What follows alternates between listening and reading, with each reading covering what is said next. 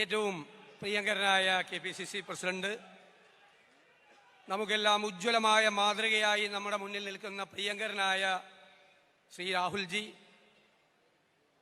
വേദിയിലും സദസ്സിലുമുള്ള ഏറ്റവും പ്രിയപ്പെട്ട നേതാക്കളെ, പ്രിയപ്പെട്ടവരെ, കഴിഞ്ഞ 30 വർഷക്കാലത്തെ ഏറ്റവും തിളക്കമാർന്ന വിജയം നേടി വിജയശ്രീലാളിതരായി ഇവിടെ കടന്നു വന്നിരിക്കുന്ന നിങ്ങളെ എല്ലാവരെയും ഞാൻ അഭിവാദ്യം ചെയ്യുന്നു.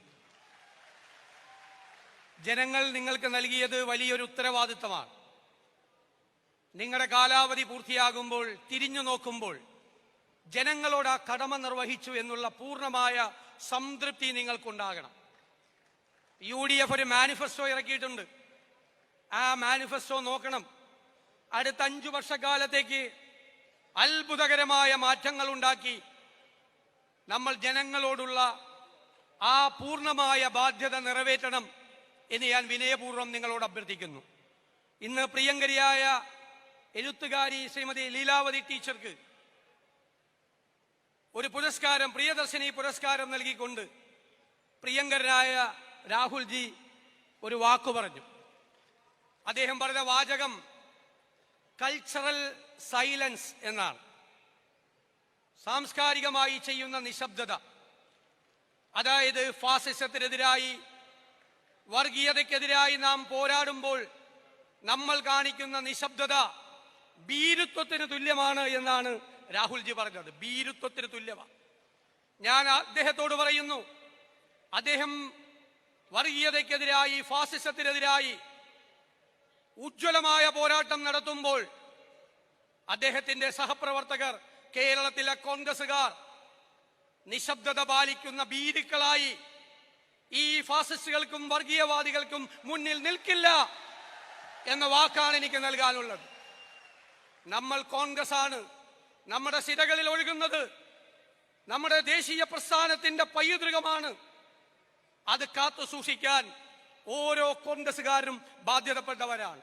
ഈ നാടിനെ ഛിന്ന ഭിന്നമാക്കാൻ, ഈ നാടിനെ കുത്തിക്കീറാൻ ഇവിടെ കുറെ ആളുകൾ ശ്രമിക്കുമ്പോൾ അവർക്ക് കുടപിടിച്ചു കൊടുക്കുന്ന സമീപനം ഈ സംസ്ഥാനത്തെ ഗവൺമെന്റും അവർക്ക് നേതൃത്വം കൊടുക്കുന്ന CPM-ഉം ചെയ്യുമ്പോൾ അതിനെ നമ്മൾ ചോദ്യം ചെയ്യുക തന്നെ ചെയ്യും. ഞാൻ ഇന്ന് പറഞ്ഞു, ഒരു തീപ്പൊരി വീണാൽ ആളിക്കത്താൻ നിൽക്കുന്ന ഈ കേരളത്തിൽ വർഗീയവാദികൾ അതിൽ കാത്തിരിക്കുമ്പോൾ അവർക്ക് തീപ്പന്തം എറിഞ്ഞു കൊടുക്കുകയാണ് CPM ചെയ്യുന്നത് എന്ന് ഞങ്ങൾ ഓർമ്മപ്പെടുത്തുന്നു. ഞങ്ങൾ പറയുന്നു, പിണറായി വിജയനും VD സതീശനും ഒക്കെ ഇല്ലാതാവും, കുറച്ചു കഴിയുമ്പോൾ ഓർമ്മയാകും. പക്ഷെ ഈ കേരളം ഉണ്ടാകും. കേരളം, നമ്മുടെ വരാനിരിക്കുന്ന തലമുറകളോട് നമ്മൾ ഈ അനീതി കാണിക്കരുത്. കേരളത്തെ വർഗീയമായി ഭിന്നിപ്പിക്കരുത്. അതാണ് നമ്മുടെ അഭ്യർത്ഥന. അതിനുവേണ്ടി എന്ത് വില കൊടുത്തും നമ്മൾ പോരാടുക തന്നെ ചെയ്യും. ഈ വരാൻ പോകുന്ന നിയമസഭാ തെരഞ്ഞെടുപ്പ് മഹായുദ്ധമാണ്.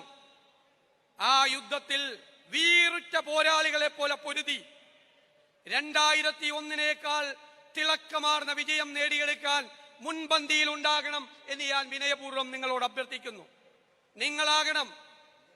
നിങ്ങളാകണം ടീം UDF-ന്റെ മുഖവും ശബ്ദവും നിങ്ങളാകണം.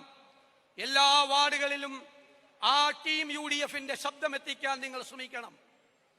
ഈ ചരിത്രത്തിലെ മഹാഭൂരിപക്ഷം നേടി മതേതരത്വത്തിൽ വിശ്വസിക്കുന്ന കേരള ജനത ടീം UDF-ന്റെ ഉജ്ജ്വലമായ തിരിച്ചുവരവിന് വേദിയൊരുക്കുമെന്ന് ഞാൻ പൂർണ്ണമായി വിശ്വസിക്കുന്നു. അതിനുവേണ്ടി പോരാടണം എന്ന് വിനയപൂർവ്വം പറഞ്ഞുകൊണ്ട് എന്റെ വാക്കുകൾ ചുരുക്കുന്നു.